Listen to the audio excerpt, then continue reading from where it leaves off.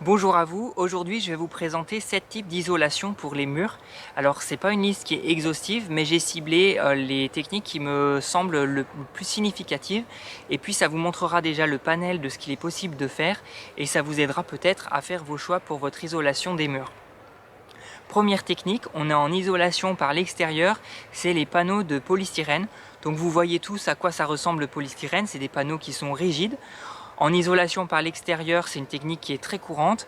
On va prendre des panneaux qui font entre 10 et 20 cm d'épaisseur, qu'on va fixer sur la façade avec de la colle ou des chevilles, et puis ensuite on va pouvoir mettre un enduit.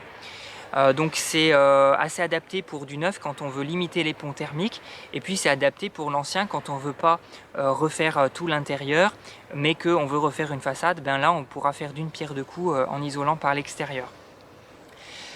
Deuxième technique, ce sont les panneaux, donc toujours en extérieur, une alternative au polystyrène, c'est les panneaux de fibre de bois dense. Donc là on est sur un matériau biosourcé qui du coup est plus vertueux d'un point de vue environnement, qui apporte aussi un bon confort d'été grâce au déphasage, et donc il se présente aussi sous la forme de panneaux rigides. Voilà ce que c'est, la fibre de bois dense. Donc c'est des panneaux qui sont durs, qu'on va aussi fixer sur la façade, et puis on va pouvoir mettre un enduit à l'extérieur. Là on voit les différentes épaisseurs, la trame, la couche de primaire, et puis l'enduit final. On peut aussi terminer, et c'est même plus adapté, moins coûteux, par un bardage bois sur ce genre d'isolation par l'extérieur. Troisième technique, là on bascule sur les isolations par l'intérieur, c'est les complexes polystyrène plus plaques de plâtre qu'on va venir coller contre les murs en guise de doublage. Donc ça c'est pas une technique que je recommande parce que le polystyrène a un mauvais bilan écologique, et que autant en extérieur on peut dire qu'on bénéficie du fait qu'il craint pas l'eau, qu'il est incompressible, qu'on peut mettre un enduit dessus, autant en intérieur je trouve que ça n'a aucun intérêt. Quatrième technique, les isolants de type laine minérale, donc c'est tout ce qui est laine de verre et laine de roche. Donc là on est sur des isolants qu'on va utiliser en doublage, ensuite on mettra le placo. Ils sont très pratiques parce qu'ils sont peu encombrants, on les transporte sous forme de rouleaux qu'on va ensuite déployer, et ils ont une très bonne résistance thermique. Par contre ils ont quelques points faibles, notamment pour le confort d'été, et puis ils ont un bilan écologique qui reste pas très bon. Cinquième technique, les laines végétales. Donc là on est sur des isolants biosourcés qu'on va pouvoir utiliser aussi en guise de doublage intérieur, ou alors entre ossature bois si on est sur une technique de construction bois.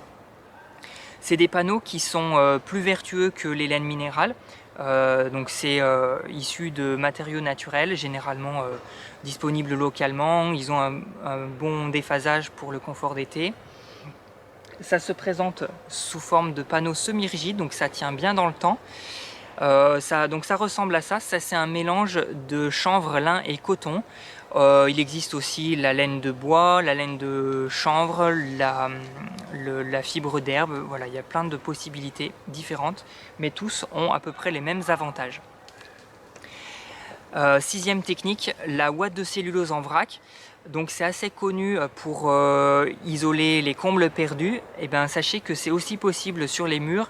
Je l'ai fait dans le cadre d'un projet de rénovation d'une maison en pierre, où là on a fait, côté intérieur, on a fait des caissons en bois avec une ossature bois, et on a rempli ensuite avec de la ouate de cellulose en vrac. Ça ressemble à ça, donc c'est une sorte de poussière à base de papier recyclé. Et ça joue très bien le rôle d'isolation avec un bon déphasage, et c'est aussi dans la catégorie des biosourcés puisque c'est à base de papier. Septième et dernière technique, c'est la paille. Une botte de paille, ça fait 37 cm d'épaisseur, donc c'est bien adapté pour du passif, et ça va pouvoir s'utiliser entre ossature bois ou éventuellement même en paille porteuse, c'est-à-dire que la paille fera à la fois office de structure et d'isolation. Et je terminerai avec une technique bonus qui n'est pas une isolation, mais ça fait simplement le rôle de correcteur thermique. C'est l'enduit chaud-chanvre côté intérieur. C'est un enduit qui s'applique sur quelques centimètres. Ça a l'avantage de pouvoir garder un petit peu le charme à l'intérieur d'une maison, avec l'irrégularité des murs notamment. Mais il faut savoir qu'avec ça, on n'a pas une bonne résistance thermique, donc c'est pour ça qu'on ne peut pas le classer parmi les isolants. Voilà pour aujourd'hui. Dites-moi dans les commentaires dans votre projet qu'est-ce que vous comptez mettre comme isolation et pourquoi. Et je vous souhaite une bonne journée. Je vous dis à bientôt pour une vidéo sur les isolations pour le sol. Ciao!